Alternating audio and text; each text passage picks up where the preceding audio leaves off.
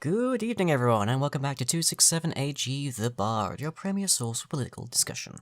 The border pass near Ormstad this week has suffered significant damage due to a rampaging troll, which broke free from the tree line on the Varga side and headed straight for the pass, destroying 3 ballistae and injuring 15 soldiers of the border regiment in its wake. It ultimately escaped into the nearby woodlands on the Mergen side of the border, where the remaining members of the border regiment ceased their pursuit due to problems of moving their artillery in and of maintaining visibility with the troll. Reports put the creature at roughly 8'7" tall and weighing some 250 kilos, clothed in various furs and rough leathers fashioned into rudimentary clothing, as well as carrying a section of tree trunk being wielded as a club.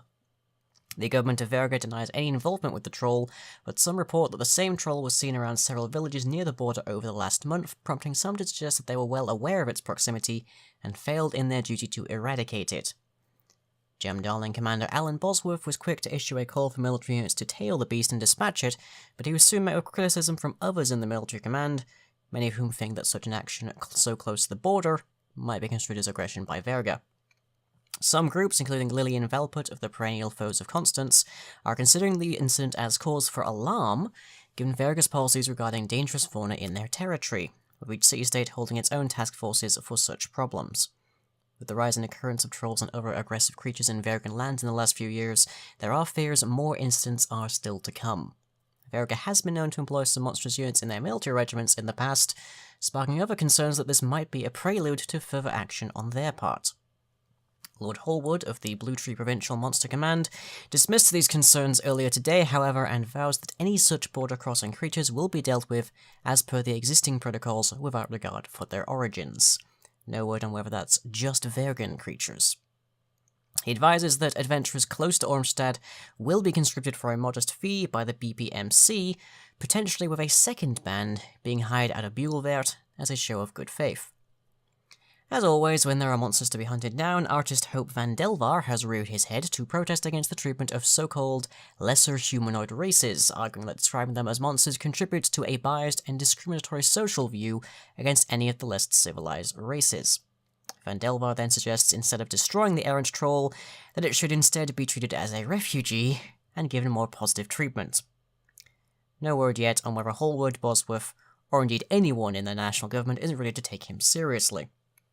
Now, problems resulting from monstrous creatures of these kinds, like trolls, basilisks, and the occasional hill giant, are always going to exist on the continent, and yes, Varga has a duty to fulfill its obligations per the Accords. This very simply could have just been a case of city-state government failing to properly manage the troll. When every city has to organize, fund, and manage its own defenses against monster attacks, there's always going to be shortcomings eventually. If Buglevert was, as is claimed, aware of the troll and did nothing, there are any number of reasons that would not remotely be the fault of the Vargan Crown. The Mergen policy of monster handling has kept most provinces safer on average for nearly a century by applying a broader and more supplied management system on the provincial level of government. Varga's continued problems in the last few years might still just be teething issues as they instigate the terms of the Accords, or they might genuinely be reneging on the agreement, but meanwhile we're just going to have to keep an eye out on our own lands and let people like Lord Hallwood know when things slip through. And can we just really talk about Delvar for a second here? Van Delvar turns up every single time we have any kind of problem involving a monster of any kind of race. 3 months ago, he was arguing that we should be penning basilisks in much the same way as we do our livestock. The dude does not know when to call it quits. And it's becoming increasingly obvious that he's not actually doing this for any good for anybody. He's actually just in this for the attention. Maybe eventually we'll actually learn to stop reporting on him, but he just makes such an easy target in these reports. He really does. And then we have, in this story, the Perennial Foes of Constance.